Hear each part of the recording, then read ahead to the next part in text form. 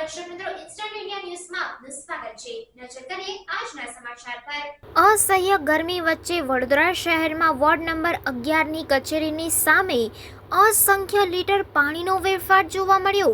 વડોદરામાં એક તરફ પીવાલાયક પાણી મળતું નથી તો બીજી તરફ પાણીનો વેડફાટ। પાણીના વેડફાટ માટે જવાબદાર કોણ? શું વહીવટી તંત્ર ઘોર નિંદ્રામાં છે?